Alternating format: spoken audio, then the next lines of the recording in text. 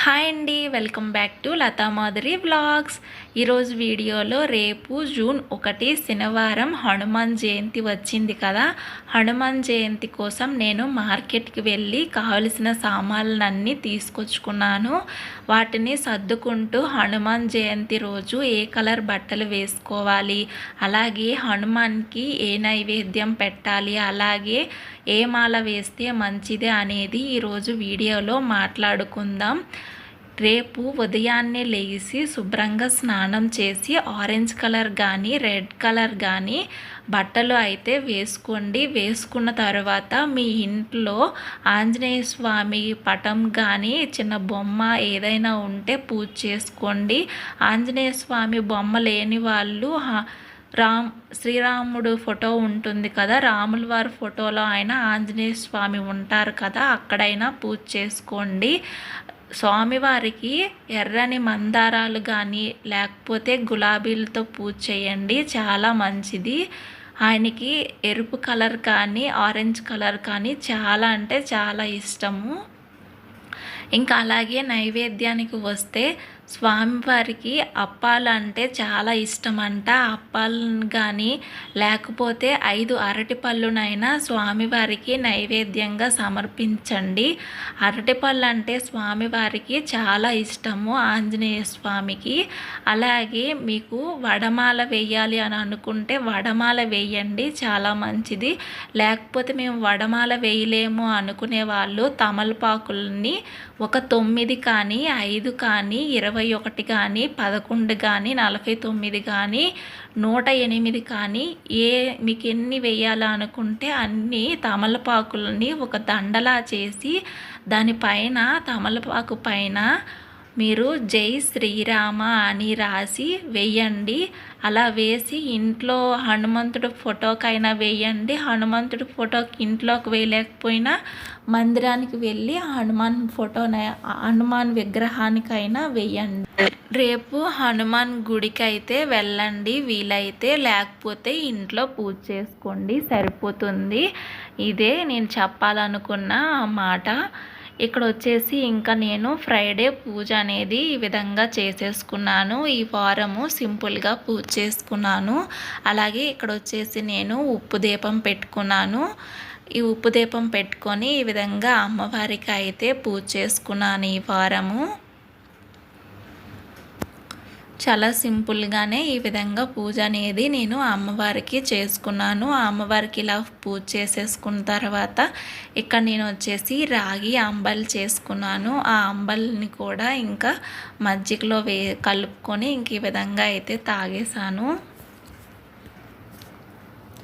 ఇంకా లంచ్లోకి వచ్చేసి ఇక్కడ నేను మధ్యాహ్నం లంచ్లోకి పనసకాయ కర్రీ చేద్దామని ఇక్కడ వచ్చేసి నేను ముందుగానే ఒక పేపర్ వేసుకున్నాను. పేపర్ లేకపోతే పాతది ఏదైనా క్లాత్ అయితే వేసుకోండి, ఎందుకంటే అందులో ఉంది ఒక పాలు లాంటి లిక్విడ్ ఉంటుంది కదా, జిగురు. ఆ జిగురు అంతా చాలా కష్టం అయిపోతుంది తర్వాత క్లీన్ చేసుకోవాలంటే.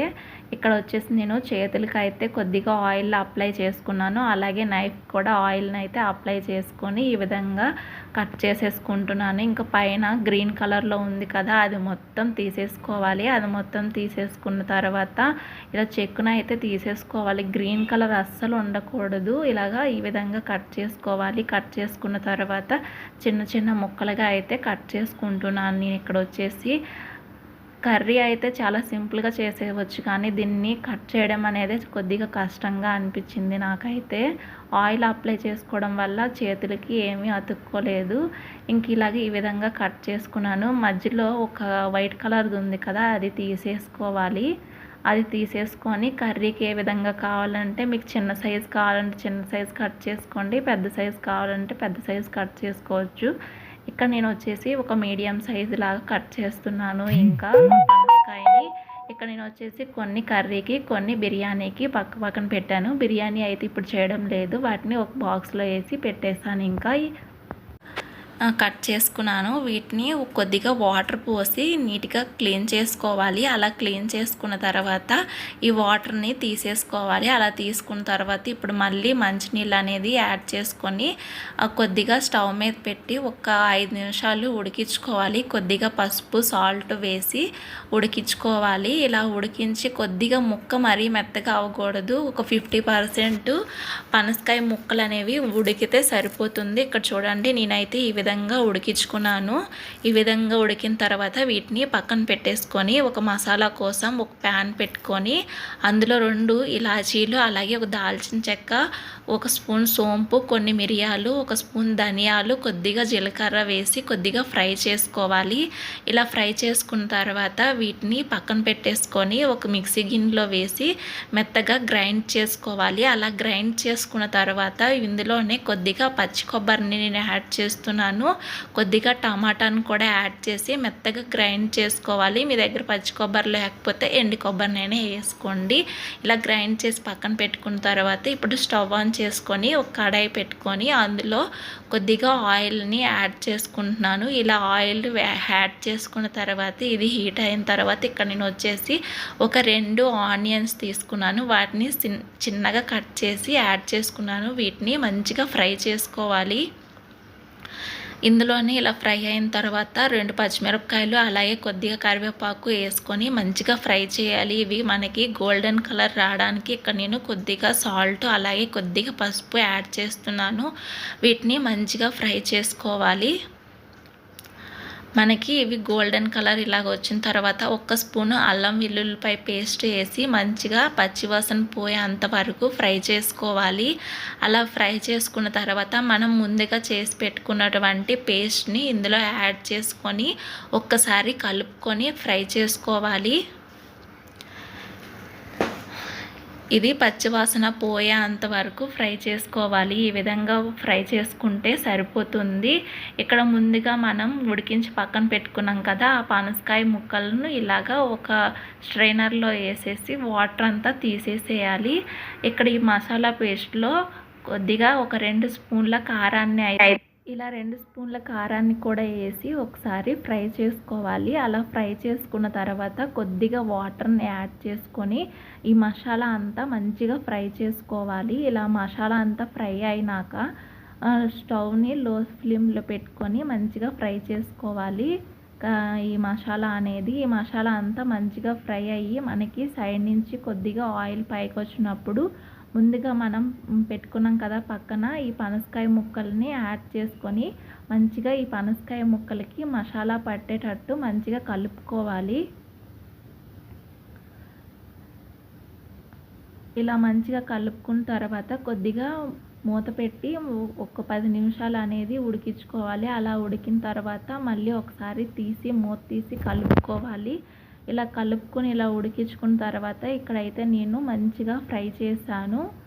పనసకాయ ముక్కలను అయితే ఈ విధంగా ఫ్రై చేసుకున్నాను. ఇలా ఫ్రై చేసుకున్న తర్వాత ఇందులోకి వచ్చేసి కొద్దిగా వాటర్ని యాడ్ చేస్తున్నాను.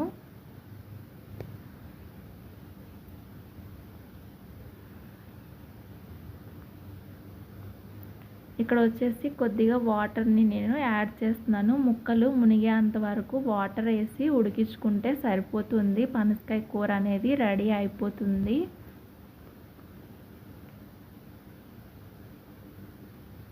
ఇక్కడ నేను ఈ విధంగా ముక్కల్ని కొద్దిగా వాటర్ వేసి ఉడికించుకున్నాను. ఈ విధంగా ఉడికించుకుని ఒక 5 నిమిషాలు అయితే ఉడికించుకోవాలి మూత పెట్టి. ఇలా మూత పెట్టి ఉడికించుకున్న తర్వాత ఇక్కడ 10 నిమిషాల తర్వాత మూత తీసి చూస్తున్నాను. కూర అయితే రెడీ అయిపోయింది. ఇంకా లాస్ట్లో కొద్దిగా కొత్తిమీరని వేసుకొని స్టవ్ బంద్ చేసుకుంటే సరిపోతుంది. ఇక్కడ లాస్ట్లో ఇంకా నేను కొత్తిమీరని కూడా యాడ్ చేస్తాను. కర్రీ అయితే రెడీ అయిపోయింది. ఓకే ఫ్రెండ్స్, మీకు ఈ వీడియో కనుక నచ్చినట్టయితే లైక్ చేయండి, అలాగే సబ్స్క్రైబ్ చేయండి. Okay, bye bye.